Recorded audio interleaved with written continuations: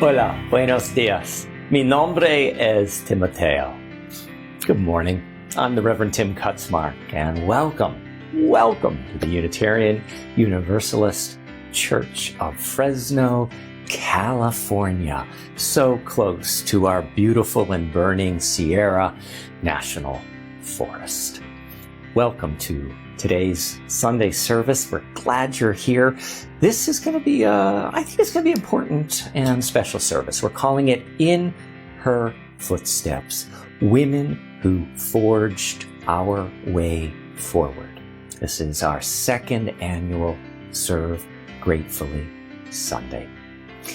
If you haven't liked us on Facebook, would you do that now? And also, this is a good time to share this live stream with all of your Facebook friends. It's like issuing a gentle, loving invitation for them to join you here in the sanctuary of progressive faith, hope, and love. We're going to begin in about 3 minutes. So you have a little time to take a bio break, a second cup of coffee, run out, get a little breath of freshish. This is the Central Valley, after all, freshish air. And then we will be back with the official start of our service. Again, welcome to the Unitarian Universalist Church of Fresno, California.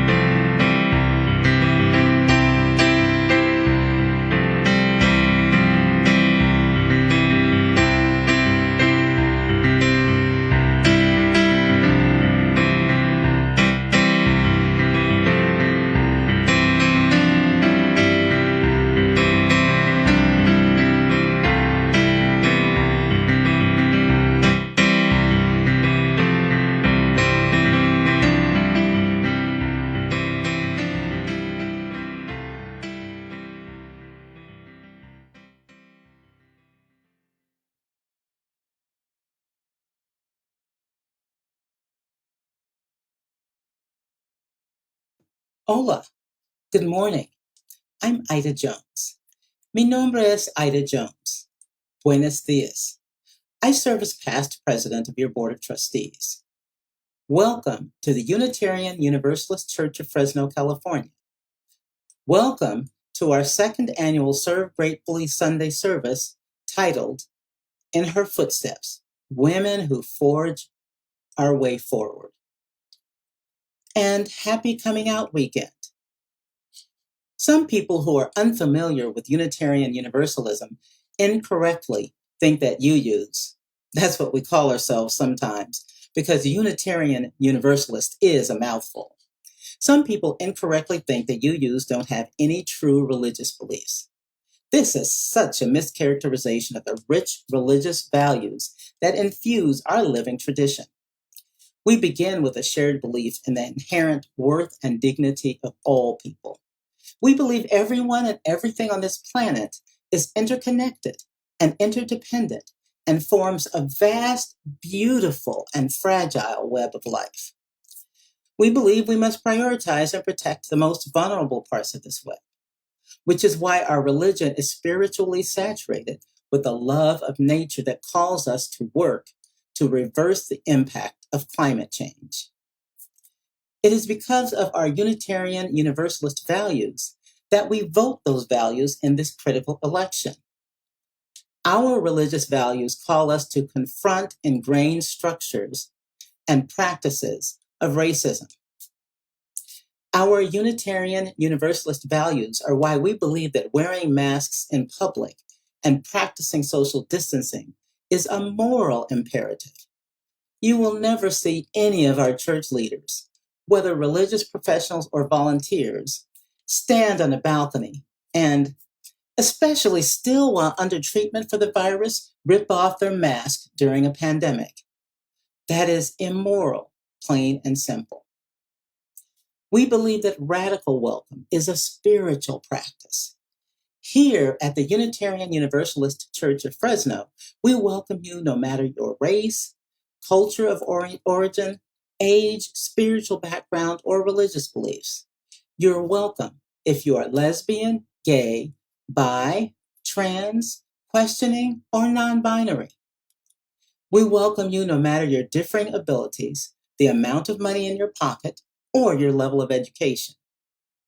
You are welcome with or without documentation. No human being is illegal at the Unitarian Universalist Church of Fresno. Todos son bienvenidos aquí. In that spirit, let's join our voices in speaking aloud our mission statement.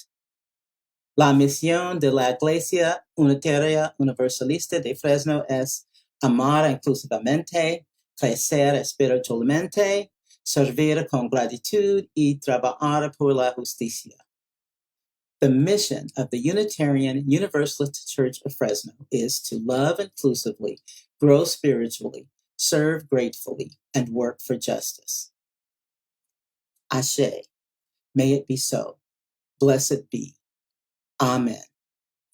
I now gently pass you over to Reverend Tim as we begin our service.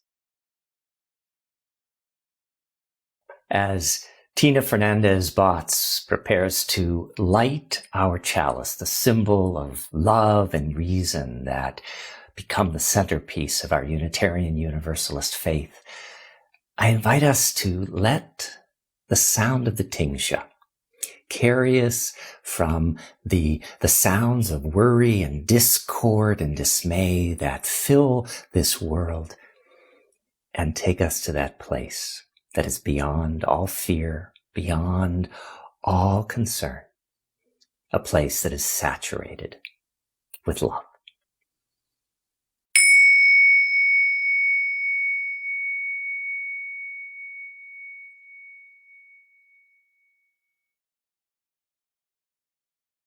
Good morning. I'm Tina Botts, a member of the worship arts team. I'm so happy to invite you into my home for our chalice lighting. Did you know that the chalice is actually a symbol of the divine feminine? Besides being an ancient drinking implement which nourished the thirsty body, the chalice was looked on as a representation of the great cosmic womb out of which the universe and all life emerged. This predates the founding of Christianity, which means the symbol of our Unitarian Universalist religion is linked to ancient, pagan, earth-based, and indigenous religions.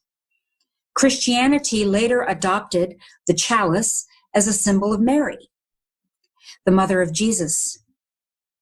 But long before that happened, it was a symbol of Gaia, the Earth Mother, the feminine creative spark of life in the universe.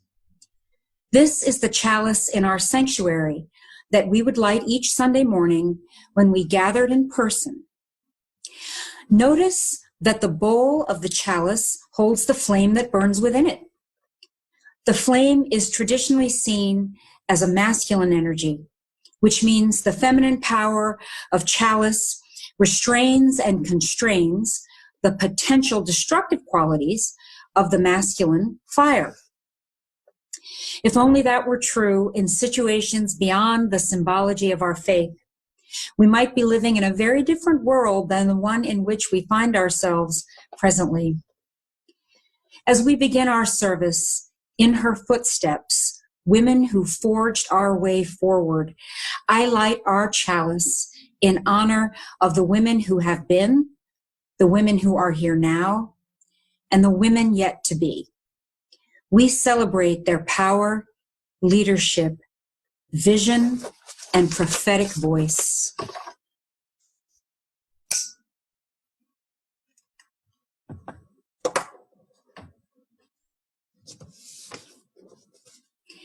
In this creative moment, let's join our voices and sing, "We Build a Land."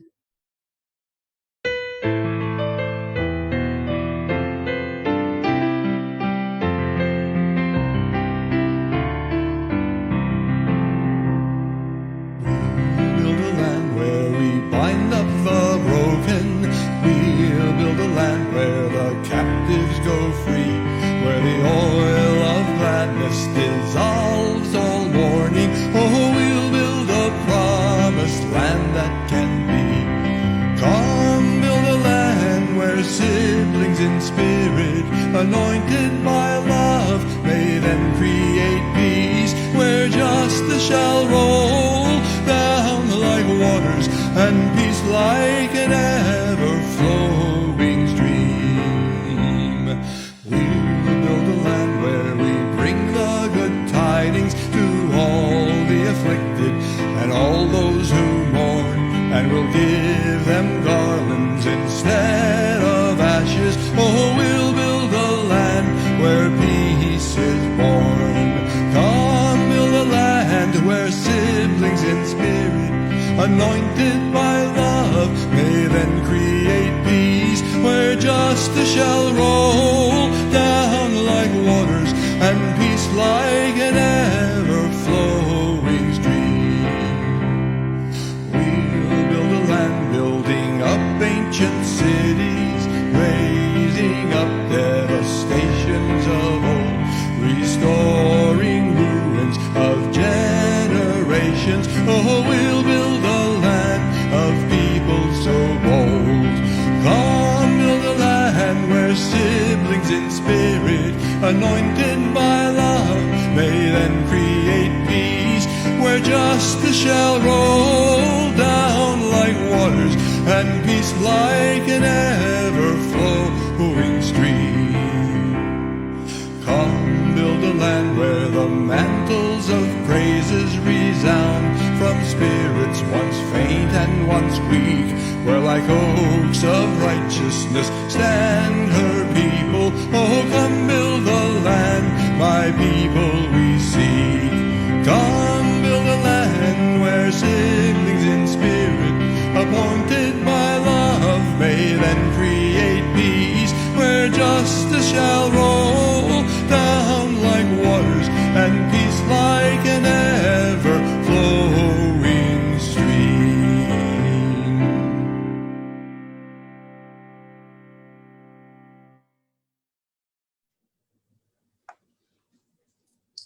Hola, soy Danny.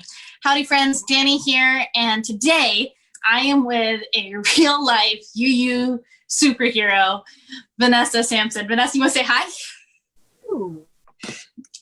So the thing that makes Vanessa a real life UU superhero, besides just being the amazing and awesome person that she is that Vanessa was the first both Black and young adult president of her congregation. She was the UU Thrive representative in New Orleans when we had our General Assembly there for Justice GA. And she was one of the early members of Blue. And like all heroes, Vanessa has an origin story that is one of my favorite stories that I think I've ever heard about a little girl. Vanessa, would you be so kind as to share that origin story with us today? Sure thing, I can do that. And so, once again, hello to all. And basically, my story started, it's one of my earliest memories. I was probably about 4 or 5 years old, and my brother and sister were responsible for taking me up to the park to play. And so I went up to the park, and that day I made the decision that I was going to climb a tree. And my brother and sister said, no, you're not supposed to climb trees. You're too young. You're too little. You'll get up there and something bad will happen. And so I was like, okay. And so we go to the park, and I don't remember where my brother and my sister went, but I saw this really huge tree in the park, and I was like, I'm going to climb that tree today. And so I went ahead and I started climbing the tree, and I got about midway up, and then I got really scared, and I was like, I'm not supposed to be in the tree. And so I tried to get down out of the tree and slid down the tree, and it was a V in the tree, and my knee got stuck in the tree. I tried to get out and couldn't. And I started yelling for my brother and my sister, and they ran over, and they were like, we told you not to get in the tree. Why are you in the tree? And so they tried to get me out of the tree, and no one could. My knee was stuck in the tree. And so they went and got my dad, while a nice woman came over and actually helped me up so I wouldn't be dangling from the tree. They went and got my dad, and they came back to the park, and he was able to somehow manage to get me out of the tree. They carried me home, and I sat on the bed, or actually it was the couch, and I had an ice pack on my knee. And I remember just saying, I climbed the tree today. So it sounds like you kind of have always had this determined and stubborn spirit. Would that be a fair thing to say? Very fair to say. Mom has always said that I was a very stubborn little person. Stubbornness when it was an unwanted characteristic, determination when it was something that was wanted and she wanted me to pursue. So how has that served you? I think that has served me in quite a few ways. And so probably another time in my life where it was really beneficial for me to be so stubborn or to be so determined is actually, I was a teen mom. I had my son Q when I was 17 years old. And I remember a lot of people were like, you just ruined your entire life. You've basically made it so that you're not going to amount to anything. And to be determined and prove them wrong, I actually graduated from high school early and started in a college program at the University of North Florida and graduated with my degree in education, and even went back again a second time and graduated with a master's degree in mental health therapy. So you certainly did.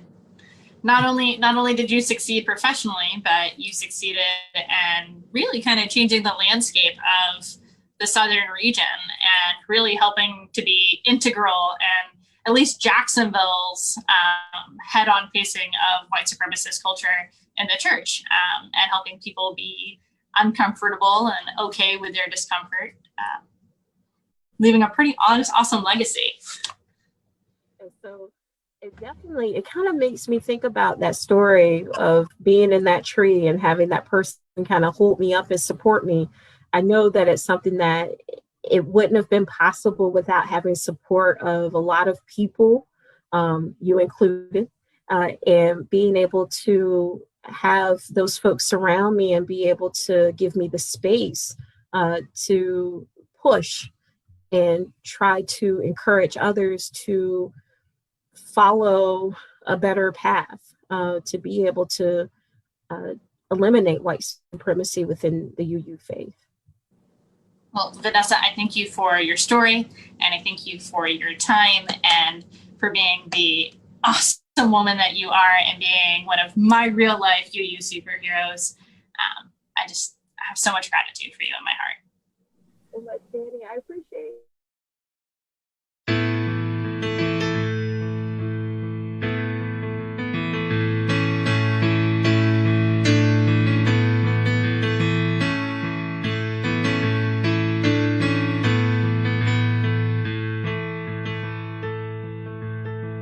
We shall be known by the company we keep, by the ones who circle round to tend these fires. We shall be known by the ones who sow and reap the seeds of change alive from deep within the earth. It is time now. It is time now that we thrive. It is time we lead ourselves into the well. It is time now, and what a time to be alive. In this great burning we shall learn to lead in love. In this great turning we shall learn to lead in love. We shall be known by the company we keep, by the ones who circle round to tend these fires. We shall be known by the ones who sow and reap the seeds of change alive from deep within the earth. It is time now, it is time now that we thrive. It is time we lead ourselves into the well. It is time now, and what a time to be alive. In this great turning we shall learn to lead in love. In this great turning we shall learn to lead in love.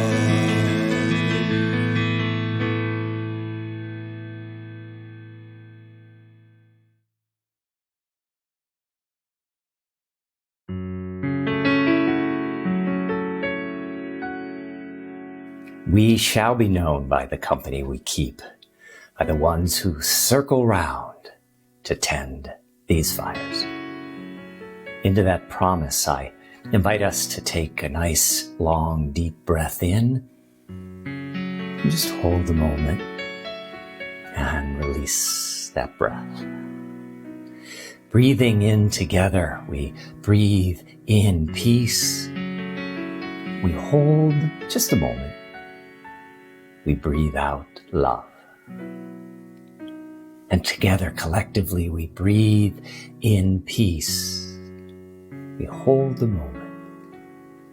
We breathe out love. We continue breathing in this good company that we keep, and we reflect and breathe into two questions. Where in this last week did you notice tenderness?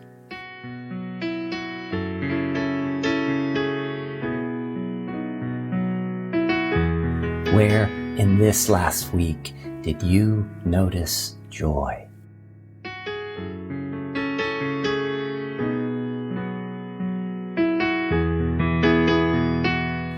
As we continue breathing together in this virtual sanctuary we're creating each and every week, created with our desire to be connected, our desire to have community, our desire to create an embrace of love to hold us all. As we continue breathing together, we acknowledge yet again this week our hearts collectively broke the shooting death of Jonathan Price by a police officer shot 4 times in the torso, an unarmed black man, again killed by law enforcement, the same law enforcement that is sworn to protect, and defend. Shame, shame, shame.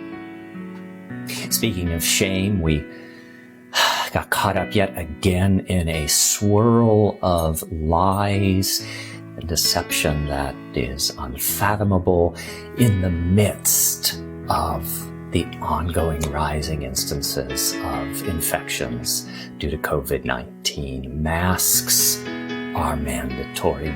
Wearing a mask is a sacred act of preserving one's life and the lives of those around you. A moral imperative. At least that's what I think.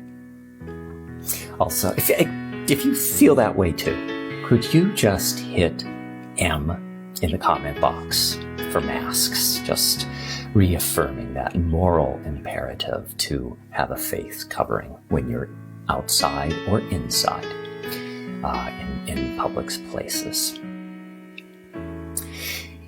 This is our time now where we create the space to share our joys, our concerns, our sorrows, our gratitudes.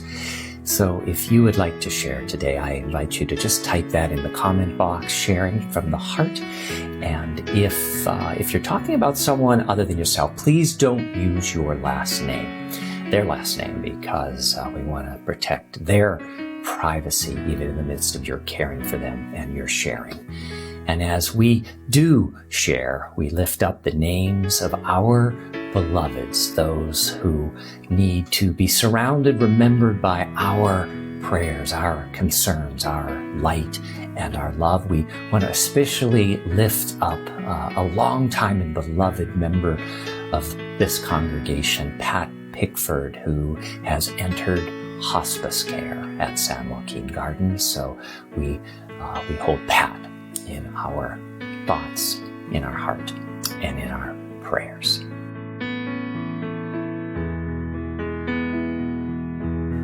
For all that's been shared, for all that we hold in the sacredness of our own hearts, and for all those people who on this day have no one to remember them, no one to say their names with gentleness or love, we light our candle. We light our candle of community by our remembering.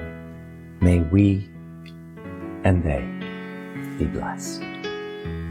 We light a second candle, as is our custom, lighting this flame for the over 1 million citizens of this planet who have lost their lives to the coronavirus. And so in the light of these 2 flames, we join our voices in one of our favorite calls to meditation. How could anyone? We're going to do it a little bit differently. First, we'll sing it together, and the words are, how could anyone ever tell you you were anything less than beautiful? How could anyone ever tell you you were less than whole? How could anyone fail to notice that your loving is a miracle? How deeply you're connected to my soul. So the first time that you sing that, imagine that you're looking in the mirror and you're actually singing those words to yourself, a self-blessing. The second time, we're actually going to listen as Lorenzo, for the first time, sings the lyrics in Spanish to us and for us. And then we'll sing again together in English. And this time, share those words, sing those words for someone you know who on this Sunday morning needs to be reminded that they are good and that they are loved. Someone who needs a blessing of light on this Sunday morning. How could anyone?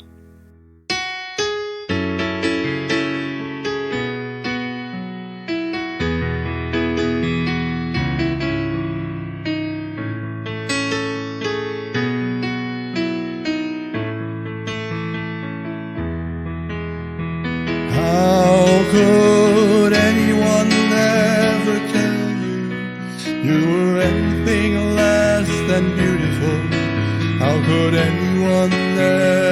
tell you you were less than whole? How could anyone fail to notice that your loving is a miracle? How deeply you're connected to my soul. ¿Cómo podría alguien decirte que eres menos que bello? ¿Cómo podría alguien decirte que eres menos que completo? ¿Cómo podría alguien faltar el milagro de tu amor? Eres tan conectado a mi alma. How could anyone ever tell you you were anything less than beautiful?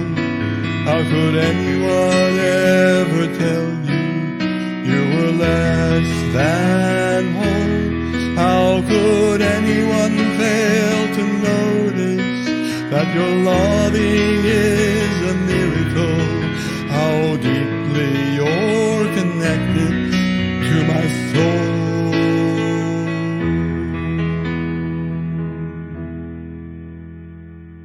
It matters what sounds surround us, for those sounds literally vibrate into the very essence of our being. Are the sounds surrounding you sounds that uplift, affirm, and bless? Are they sounds that cause discord and disorder and imbalance? I love the fact that since the 1700s, this meditation bowl, handcrafted in the mountains of Tibet, have created a sound that spiritual seekers have followed to that still, quiet, knowing place within.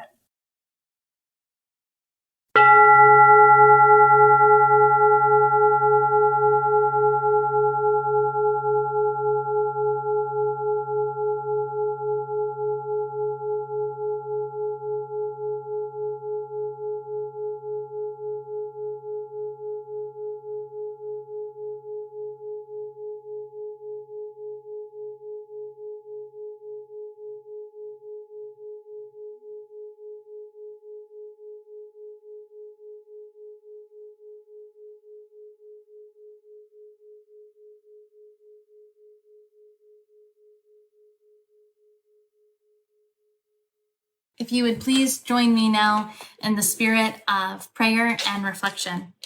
Spirit of love and mystery that some people call Goddess. Today we sit in gratitude for the women who have come before us, are here with us, and are not yet born. For fighters of such strength, they overcame submission and suppression, the grit they possessed as they fought for the right to vote, to own themselves and their property, for the right to life, liberty, and the pursuit of happiness. We sit in gratitude. For the fighters who are still engaged in civil disobedience, and those on the front lines of the battle against ignorance and hate, and every woman engaged in tiny battles against the pervasiveness of paternalism, we sit in gratitude. For the fighters that will battle for their very lives against climate change, for proprietorship of their own bodies and the right to be seen as whole, we sit in gratitude. They are our sisters, mothers, friends, their very own selves, regardless of their relation to us. They are women, and we honor them. For the caregivers of those wounded in the fights, the backbones that have stood against the unruly winds of aggression, mountains of strength that remain yet unseen and unappreciated, we lift up your stories of compassionate determination, embodying everything that is the feminine divine just by being yourself. Woman, we honor you. for the trendsetters, the TikTokers, for every professional assumed to be less than who you are, less intelligent or educated, less strong or determined, less of a leader and just a smile with a pretty face. We are grateful that you are more, that you are whole, that you are marvelous, that you are powerful woman. We honor the life that flows through your body. We honor the life that comes from your body, the power to create, the power to sustain, the power of wisdom taught by your experience, the power you possess every second of every moment of your entire life. We honor you, woman. And though it has not always been, it is now, and may it always be so. Woman, blessed be.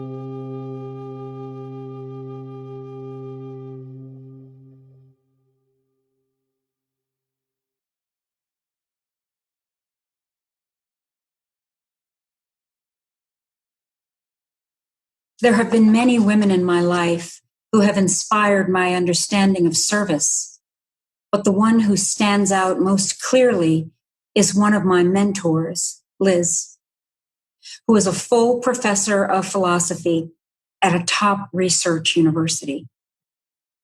When I met Liz, my career as a philosophy professor had hit a snag.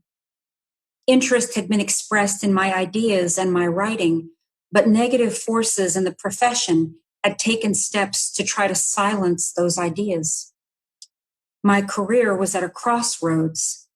Should I be silent, or should I continue speaking my truth and move forward? I was considering quitting the profession. I met Liz through another mentor named Sally. Sally and Liz had taught together back in the day, before either of them had tenure. In those pre-tenure days, Sally and Liz had both experienced the kind of obstacles, and I'm speaking about discrimination on the basis of gender and race, that I was experiencing in academic philosophy And both Sally and Liz had come out on the top of the profession nonetheless, each of them serving as president of the American Philosophical Association at one time or another.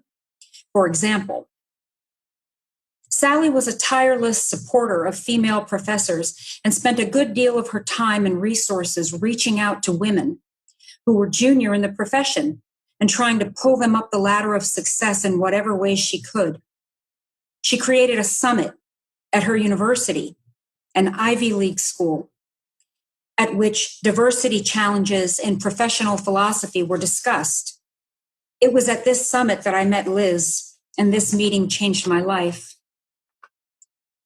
Liz knew that I was facing challenges, so she reached out to me and offered me a job at her university, where she was about to become the chair of her department. She took me seriously as a scholar. She read my work, every word, and she asked others to read it. And she set up research groups and workshops with pillars of the profession to familiarize them with my work. Liz introduced me to Ruth Bader Ginsburg, the late Ruth Bader Ginsburg, and liaisoned with the law school at her university to showcase my work in a presentation sponsored by both the law school and the philosophy department. To help me obtain a better job than the one where I was being mistreated, Liz read all of my work, as I said earlier, and wrote lengthy, glowing letters of recommendation telling prospective employers what an original and creative thinker I was. In the middle of my year at Liz's school, although I was very much stimulated intellectually, I was at the same time overcome with personal challenges, among others being away from my children. And I wanted to quit my job and quit the profession once again. But Liz called me every day to talk me down from the ledge, to encourage me, and to keep my spirits up. She told me where I could send my children to school. She introduced me to editors of journals and law professors, publishers, and influential colleagues. Any time of the day or night, if I needed someone to talk to, Liz was there. She offered unconditional support, unconditional love, and friendship. And being on the receiving end of this unwavering and constant kindness and support transformed me, not only as a professor, but as a human being. Because of Liz, I stayed in the profession I loved, and I vowed that if I were ever to be in a position to do so myself, I would pay it forward and provide other young women who aspired to be philosophy professors or lawyers with the same kind of unconditional and unwavering and proactive support that Liz provided me. What I learned from Liz is that women do not succeed in male-dominated professions without the help and support of other women. I was and still am so grateful and appreciative to Liz. So now I go out of my way to help and support young women who aspire to become philosophers and attorneys. I introduce them to mentors, help them with their scholarship, help them to find internships and to get into graduate school. And I provide an ear to them when they need encouragement or assistance. I know I would not be where I am now if it were not for Liz. She set the tone for me of how to be a good teacher and mentor and human being. It turns out the same qualities were required for all three. But what is of most significance to me about what I have learned from Liz is that helping other people achieve their goals is the most rewarding aspect of being a professor.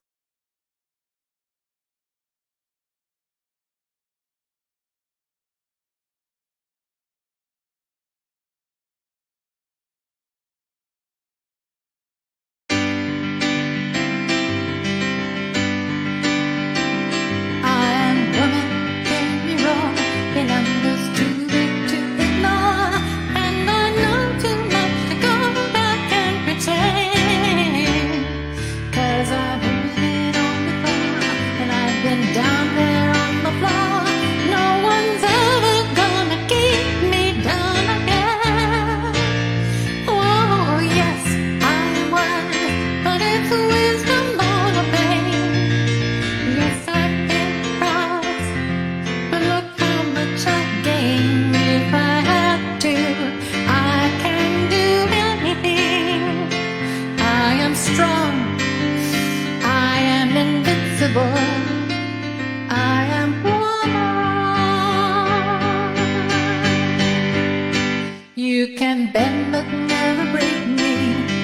It only serves to make me more determined to achieve my final goal.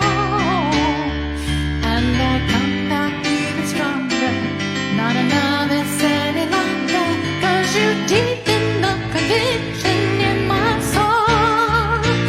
Oh yes, I'm wise, but it's the wisdom born of pain. Yes, I paid the price, but look how much I gained. If I have to, I can do anything. I am strong, I am invincible. I am woman. I am woman, watch me grow. See me standing toe to toe as I spread my loving arms across the land.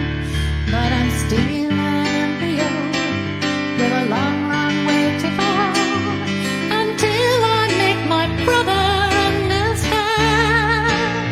Oh yes, I'm wise, but it's the wisdom born of pain. Yes, I paid the price, but look how much I gained. If I have to, I can face anything. I am strong, I am invincible. I am woman.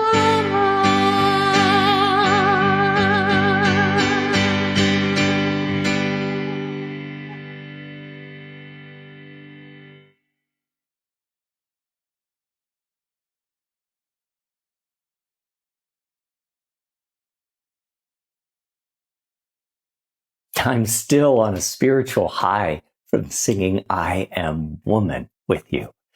I love that song. I love the melody. I love the lyrics. I love singing it. I love the memory of my mom singing it while she accompanied herself on the piano. I remember when it was first released in May of 1971. I remember when a remixed version was released in 1972. I remember when 6 months later, at the end of the year, it rose to #1 on the Billboard charts. If this song holds meaning or memories for you, type roar in the comment box. When Ruth Bader Ginsburg died 3 weeks ago Friday, I began playing over and over the YouTube recording of Helen Reddy singing I Am Woman as a way of grieving. It gave me such solace knowing that almost 5 decades earlier, Ruth Bader Ginsburg, then a young lawyer with the ACLU, had listened to that same song on the radio during those years in the early 1970s when she was arguing landmark women's rights cases before the then all-male Supreme Court. As we all know, Ruth Bader Ginsburg passed into the mysteries of death on September 18th. 11 days later, on September 29th, Helen Reddy, the woman who wrote and sang those volcanic words, also died. Helen Reddy's song became the anthem of the women's liberation, the women's rights movement. As the New York Times noted in her obituary, when they heard those opening words, I am woman, hear me roar in numbers too big to ignore, some male observers called the song angry, man-hating, dangerous, or all three. That simply underlined the many things women needed liberating from, Dennis Harvey of Variety reflected in 2019. As revealed in the sacred scriptures known as Wikipedia, this song had a painful and mystical incarnation. In a 2003 interview, Helen Reddy related, I couldn't find any songs that said what I thought being a woman was about. I thought about all these strong women in my family who had gotten through the Depression and world wars and drunken, abusive husbands. But there was nothing in music that reflected that. The only songs were I Feel Pretty or that dreadful song, Born a Woman. These are not exactly empowering lyrics. I certainly never thought of myself as a songwriter, but it came down to having to do it. Helen Reddy felt called to serve the women's liberation movement by writing a song that would energize it. Ruth Bader Ginsburg felt called to serve the women's rights and larger human rights movement by speaking truth to power, first in front of the bench and then as a beloved liberal dissenter sitting on the bench. The notorious RBG was only the second female to serve on the court. Of the 114 justices who have sat on that bench, 110 have been male. Can you believe that? A country that fostered this patriarchy and so many other forms of inequality is the country Ginsburg felt called to serve gratefully while creating change. As individuals, we all know of women who have impacted us personally and forged our way forward, in whose footsteps we now personally walk. Perhaps in this moment, you might feel called to honor one or two of these women by sharing their names in the comment box. Collectively, as a country, we know of women who have forged our way forward, in whose footsteps we now walk.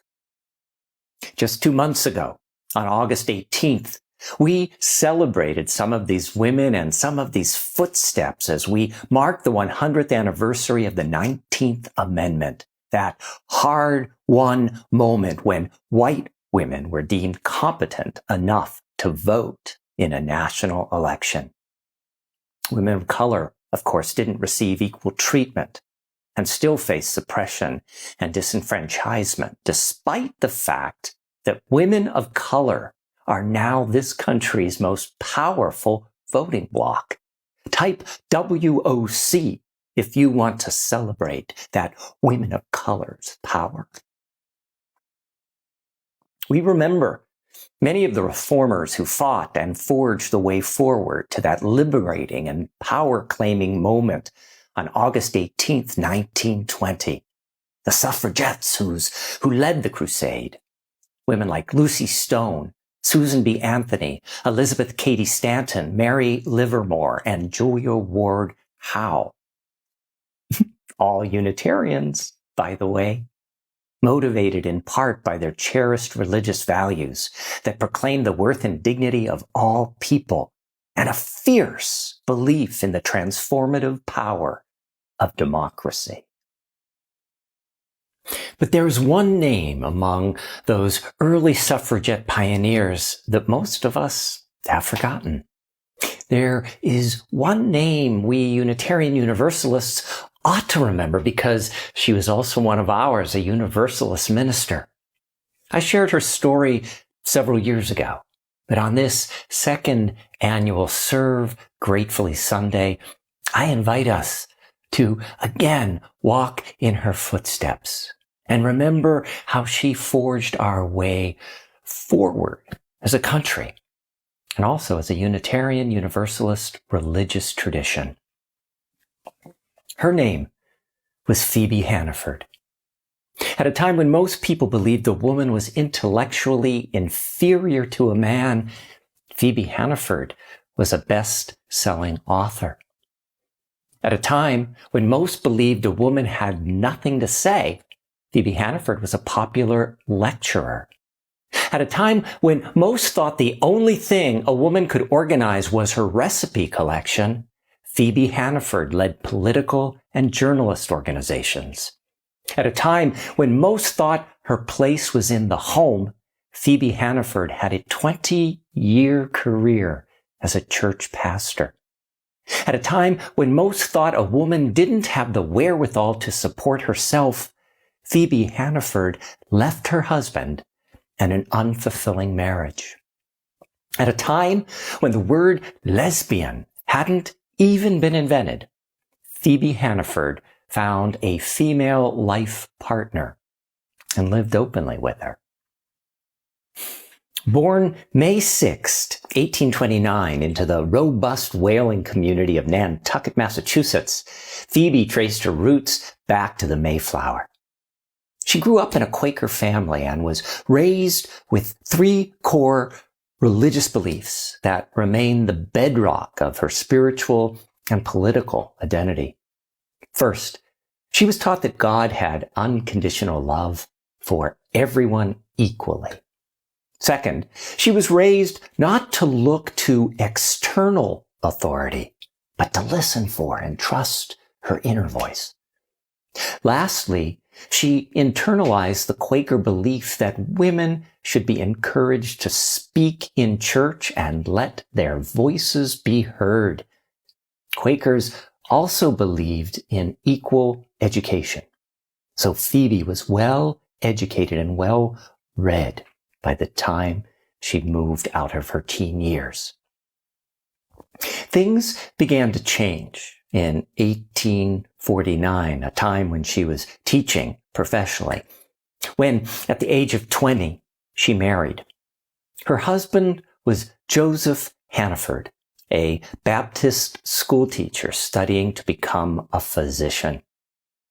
In some ways, Phoebe and Joseph were well suited for each other. Intellectually, they were equals. They were both published and successful authors. They'd spend their evenings sitting at their separate desks, facing each other, writing poems, essays, and books. Author Loretta Cody comments, "There was love and agreement in their marriage, as long as she did not speak of her religious ideals. It was expected that a woman would follow the religious lead of her husband." Joseph was a traditional Baptist, and so Phoebe, the free-thinking liberal Quaker, converted, became a Baptist, and listened to fire and brimstone preaching from male ministers.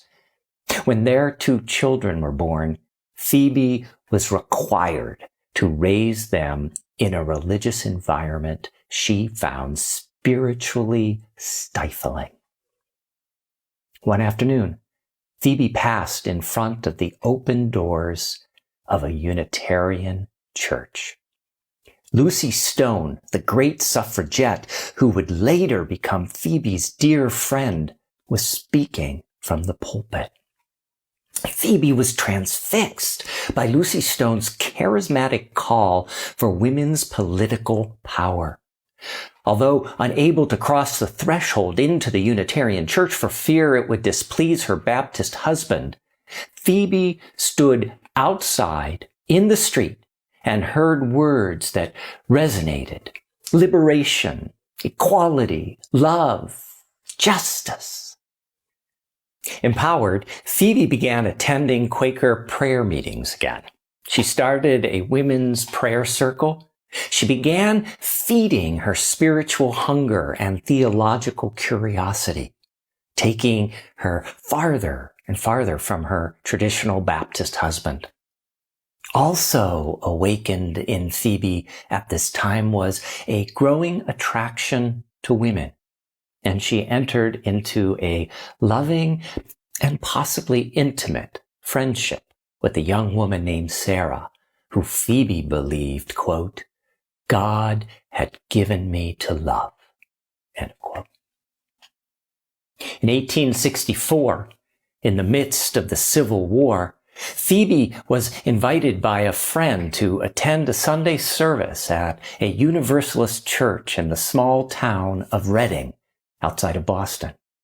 Throwing caution to the wind, she defied her husband, stepped through the door of that forbidden church, and discovered a thrilling new way of being religious.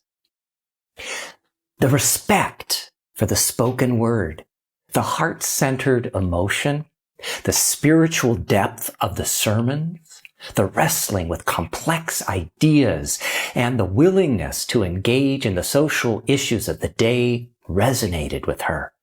The joy-filled Universalist message that all people were worthy of love touched her soul.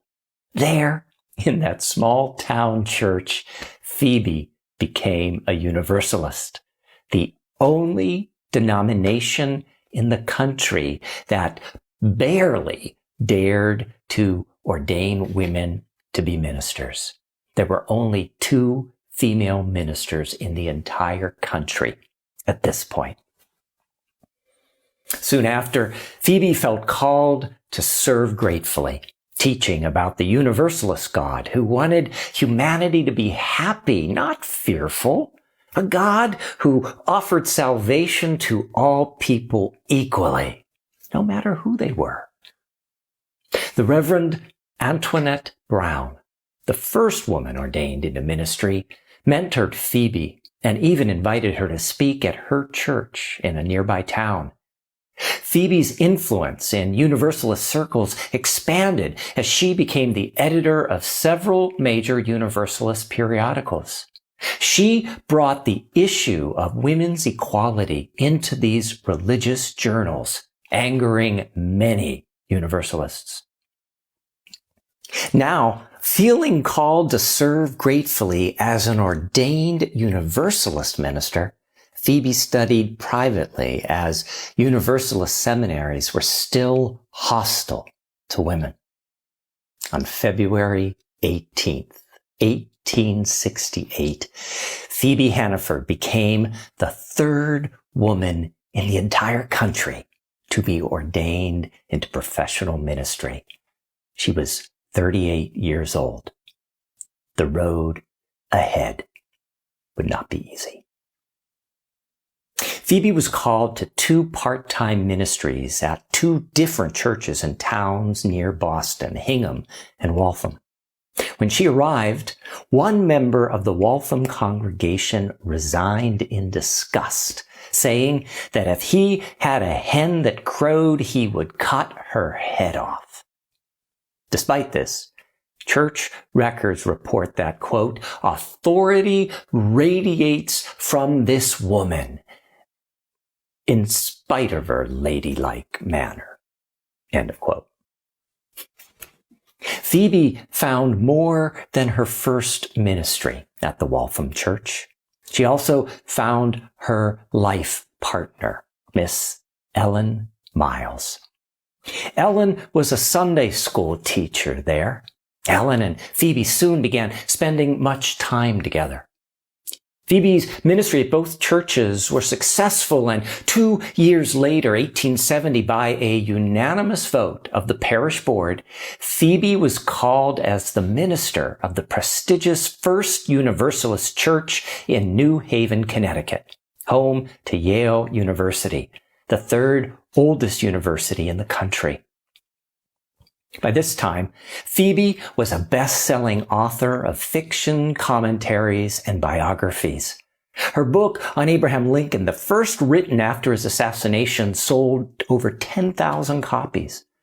Her literary success made her financially self-sufficient, which allowed her to leave her husband, take her 2 children, and move with her female lover to New Haven, and spend the rest of her life liberated from her husband's control. Setting up house together, Phoebe ensured that Ellen was hired as the Sunday school teacher at the church. Responses to their ministry was mixed. By all reports, Phoebe was a charismatic preacher and offered a comforting presence to the sick and dying. Ellen was an accomplished teacher at the church school. They were a strong ministry team. Phoebe and Ellen were seen storming into brothels to rescue young women working in sexual servitude. They crashed gambling establishments, and then Phoebe published the names of the men they saw there. But Phoebe's continued preaching in support of women's rights angered a group of men in the congregation. Phoebe wrote in 1874, 4 years after beginning in New Haven, "The men in the congregation oppose me and asked for my resignation. I do not think that I will continue my work in the church because of the treatment accorded women ministers." A struggling church in Jersey City, New Jersey, unable to attract any other minister, offered Phoebe a 3-year contract. Phoebe and Ellen moved together, set up house, and Ellen was hired to direct the church school. Church membership skyrocketed because of Phoebe's excellent preaching. She continued as a national leader in the suffrage movement, traveling and speaking widely. Not surprisingly, resistance to her ministry grew within the congregation. Remember, this was 1874. Phoebe was only the 3rd woman in the entire country to be ordained into parish ministry.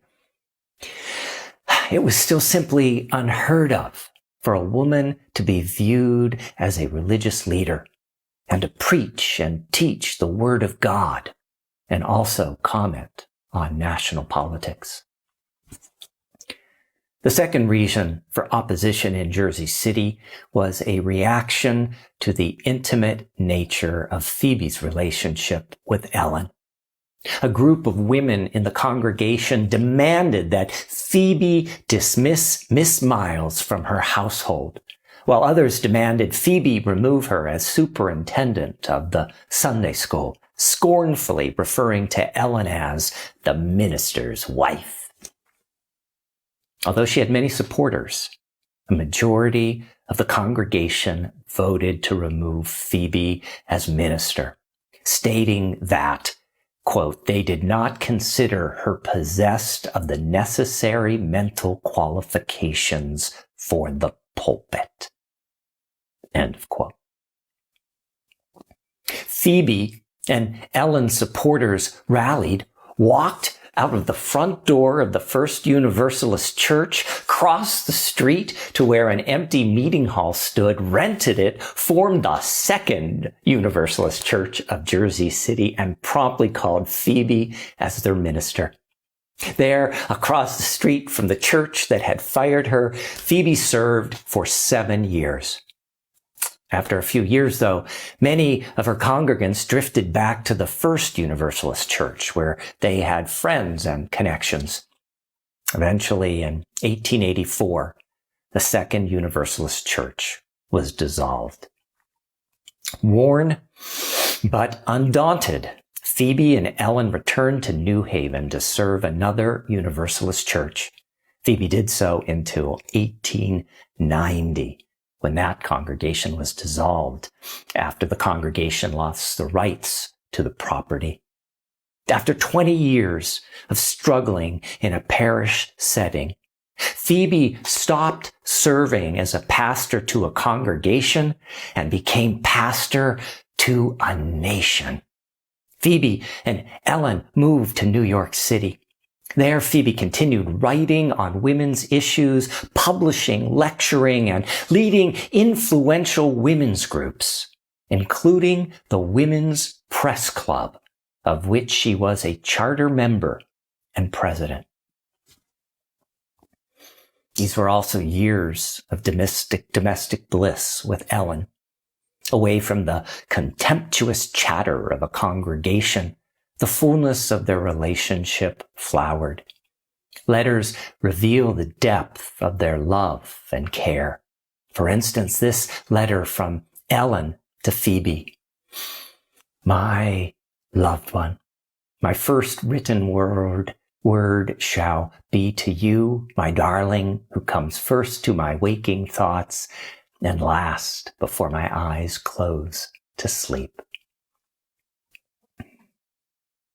In the years following, Phoebe experienced great heartache.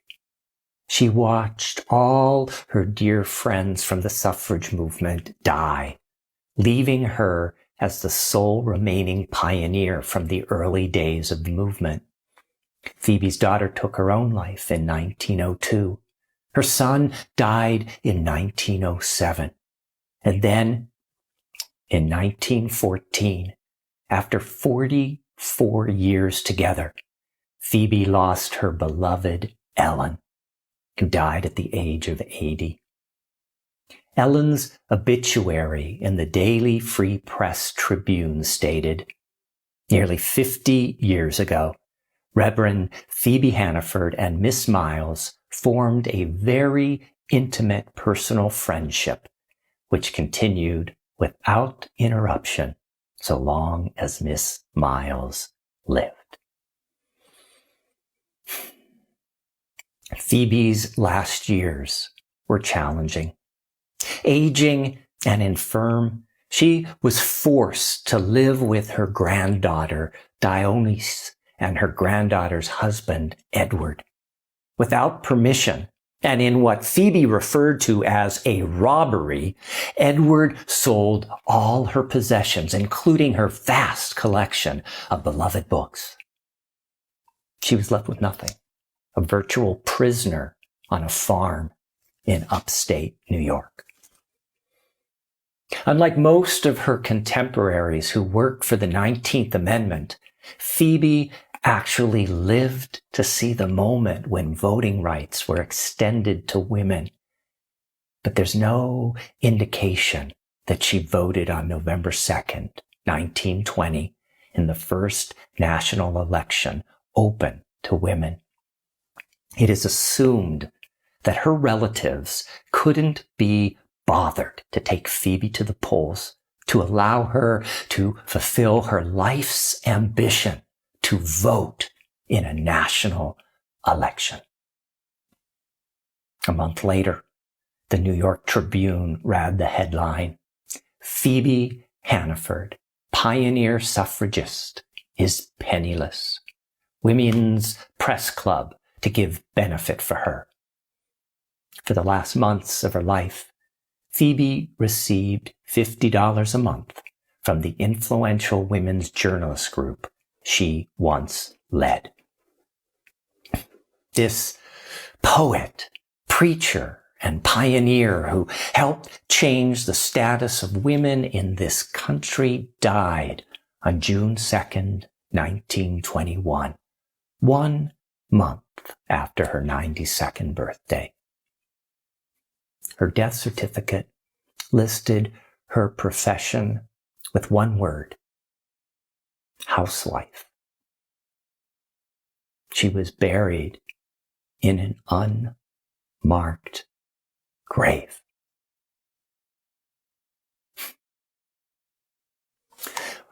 We all know of women who have forged our way forward, in whose footsteps we now walk. In the days and weeks to come, how will we choose to walk forward in Phoebe Hannaford's footsteps? How will we forge our way forward to protect and defend the democracy that Phoebe Hannaford devoted her life to? How will we answer the call to serve our Unitarian Universalist vision of justice, equity, and compassion for all? On this, our second annual Serve Gratefully Sunday, how will we personally answer the call to directly serve in this congregation, your church, our church, the Unitarian Universalist Church of Fresno, California? Like Phoebe Hannaford, we are each called to serve gratefully and make a difference. May it be so. Blessed be. Amen.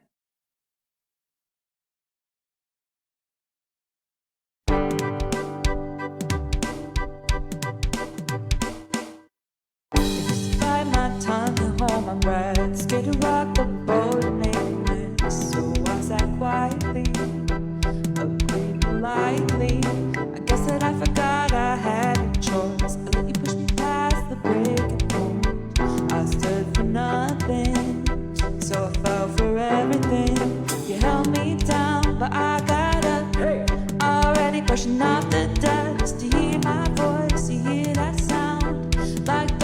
shake the ground. You held me down, but I gotta get ready, cause I've had enough. I see it all, I see it now. I got the eye of the tiger, fighting, dancing through the fire, cause I am a champion, and you're gonna hear me roar louder, louder than a lion, cause I am a champion, and you're gonna hear me roar. Oh, oh, oh, oh, oh, oh, oh, oh, oh, oh, oh, oh, you're gonna hear me roar. Now I'm floating like a butterfly, stinging like a bee. I earned stripes. I went from zero to my own hero. You held me down, but I gotta already brushing off the dust. You hear my voice, you hear that sound, like thunder gonna shake the ground. You held me down, but I gotta get ready, cause I've had enough. I see it all, I see it now. I got the eye of the tiger, fighter, dancing through the fire, cause I am a champion, and you're gonna hear me roar louder, louder than a lion, cause I am a champion, and you're gonna hear me roar. Oh, oh, oh, oh, oh, oh, oh, oh, oh, oh, oh, oh, you're gonna hear me roar. Oh, oh, oh, oh, oh, oh, oh, you're gonna hear me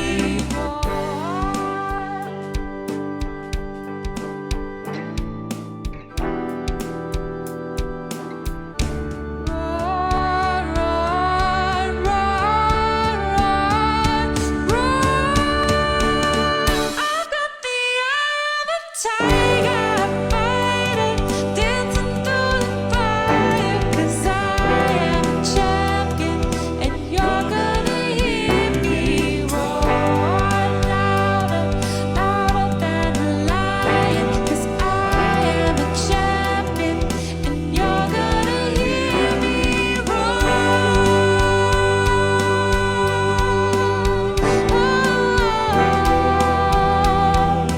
You're gonna hear me roar louder, louder than a lion, cause I am a champion, and you're gonna hear me roar.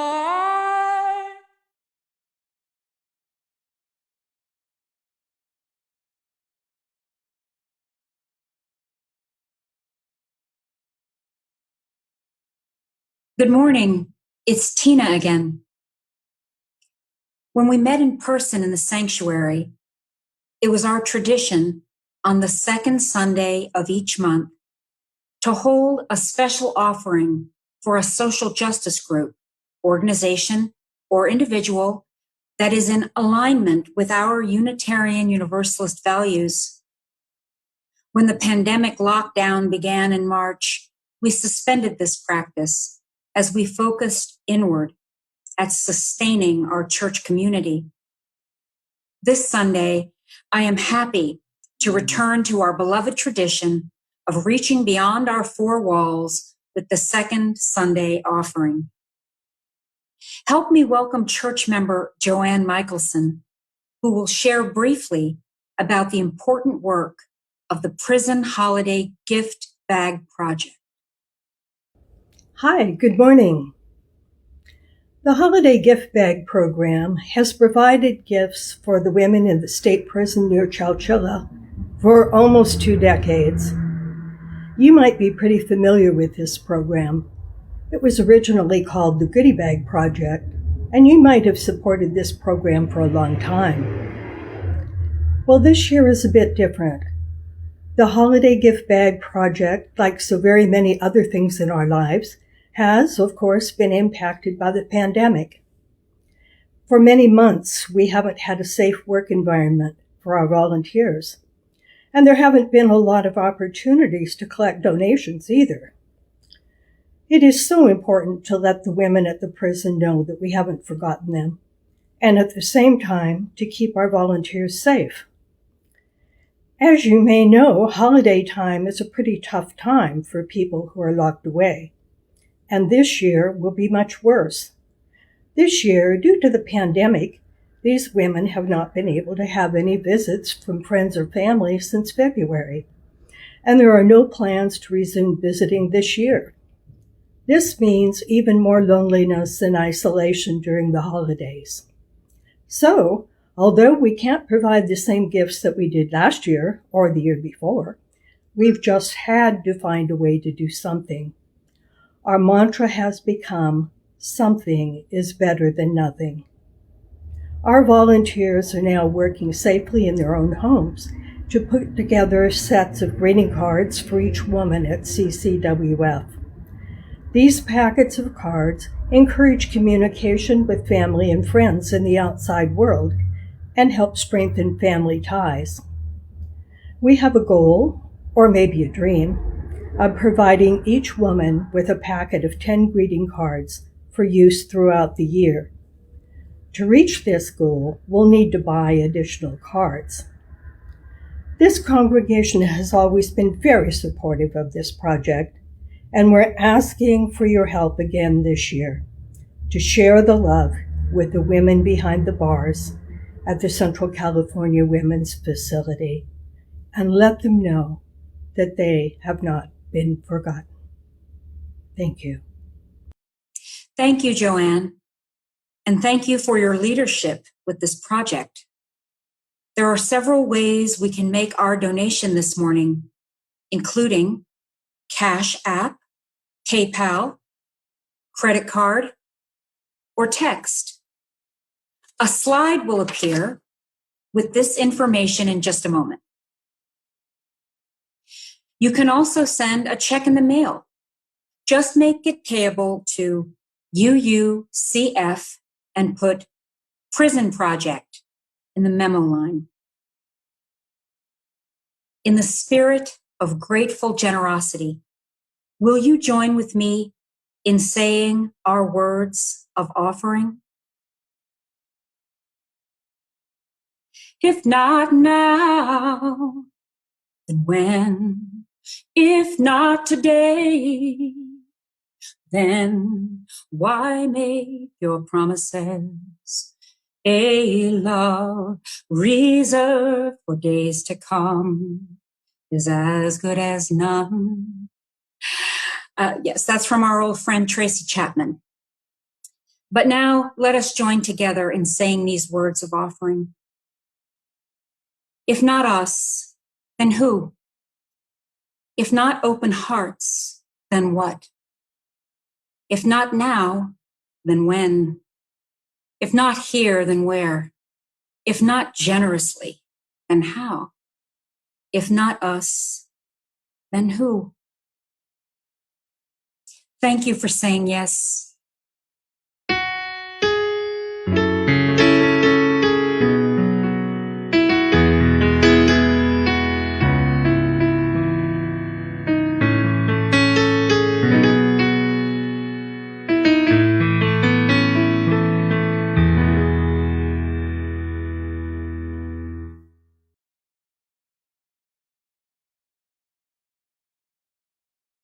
As you know, each week we have a fierce competition between 3 different themed pairs of socks. You vote for them, and the winner, it becomes Reverend Tim's Sunday Socks. Well, today the verdict is in. The case is closed. There is no competition. There was only a coronation for one pair of socks. This week's Reverend Tim's Sunday Socks honor the notorious RBG. There we go, and perfectly themed for today's service, honoring the women who have forged our way forward. Now I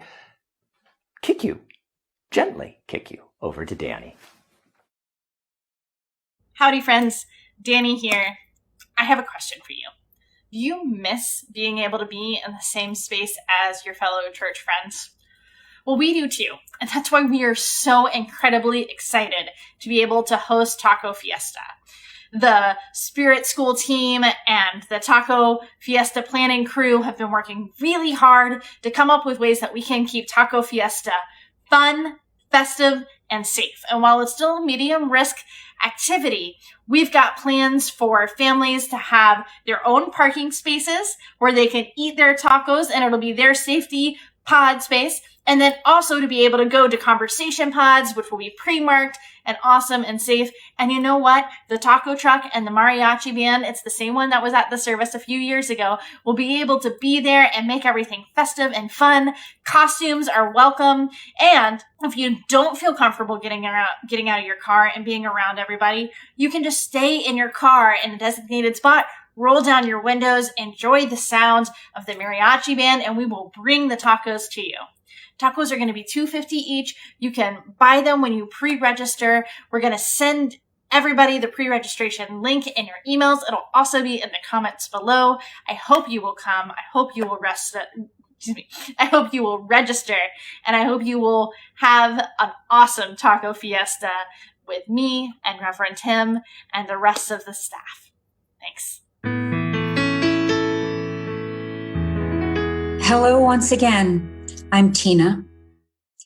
It's been a real joy being with you this morning and joining with Tim to guide you through our service. These services really matter as they keep us connected to the love, hope, challenge, and call to work for justice that is at the heart of this church community. This is my spiritual home. My soul finds renewal and peace in this place made sacred by the joining of our beating hearts. As we prepare to end our service and enter into the afternoon, please join us in our chalice extinguishing words. We extinguish this flame, but not the light of truth, the warmth of community, or the fire of commitment. These we carry in our hearts.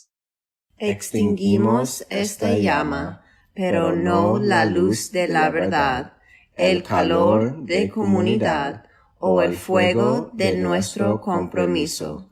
Estos los llevaremos en el corazón.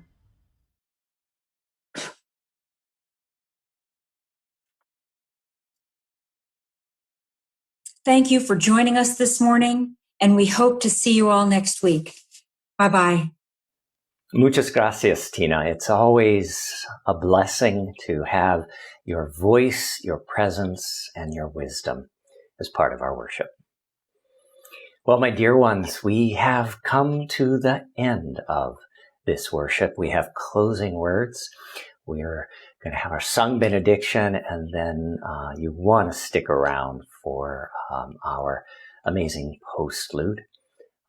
But now, let's take our hands that once upon a time when we were in the sanctuary, hands that we reached out to one another and clasped hands for these words. But today, let's take those precious hands, place them over our hearts, knowing that our hearts are joined together, even if our hands cannot be. And go now in peace. May you leave this place knowing you are good and knowing you are loved. Take your love from this place. Share it with the world. Stay safe. Stay safe until we meet again. And may the long-time sun shine upon you, all love surround you, and that pure light that is within you guide your way on. Blessed be. Amen.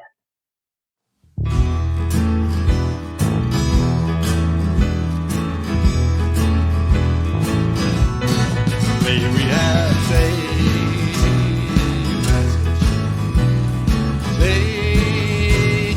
passage. May we have safe passage on our way.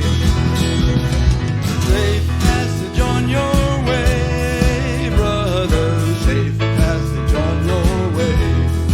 Sister, safe passage on your way. Children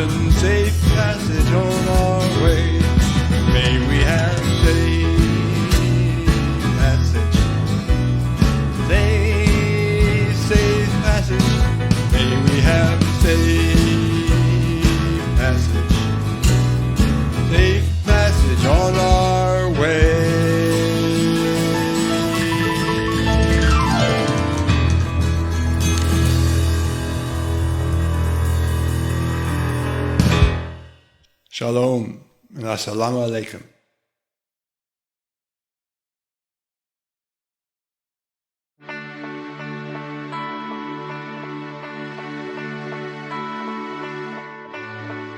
When you feel you've taken all that you can take, and you're sure you're never gonna catch a break, and the tears of rivers running down your face, yeah.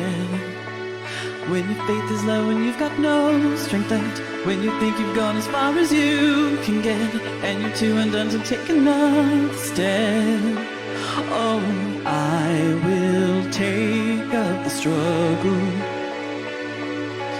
Oh, I know it's a fight, so I'll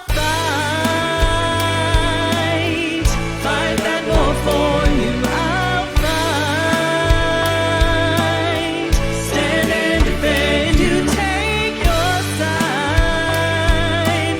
That's what I'm here to do. I'll be there to be strong. Oh, I'll keep on the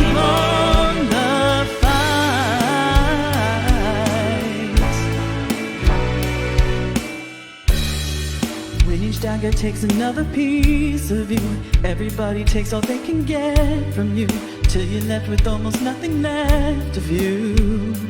Oh, when each night is like a battle you can't win, and the pain is like a point you're carrying, I will be the one to help you carry it. Oh, I will take all your troubles.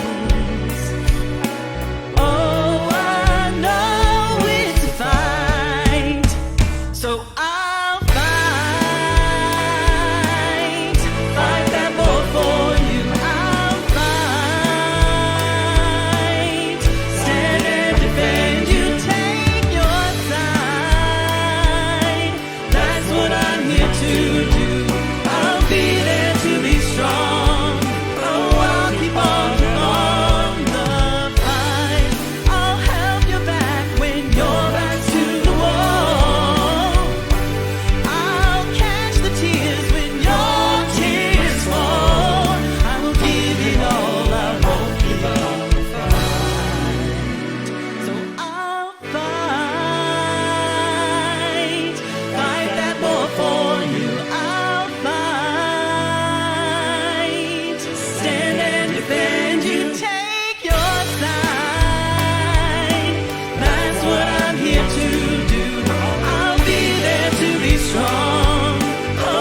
Keep on, I'll fight that war for you. I'll fight, stand and defend you, take your side. That's what I'm here to do. I'll be there to be strong. Oh, I'll keep on,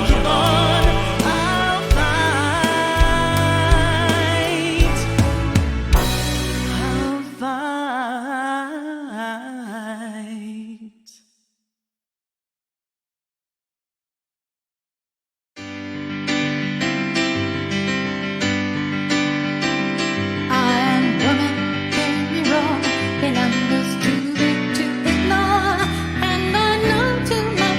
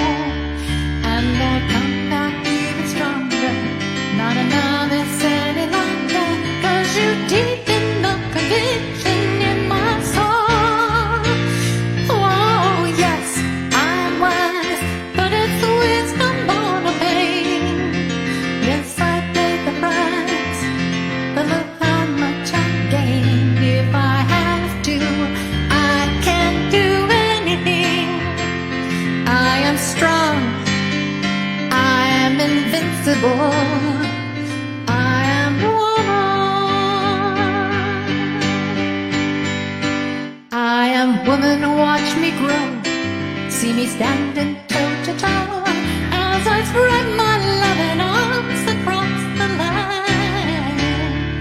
But I'm still an embryo with a long, long way to go until I make my brother understand. Oh, yes, I am wise, but it's wisdom more the pain. Yes, I paid the price. Look how much I gained. If I have to, I can face anything. I am strong, I am invincible.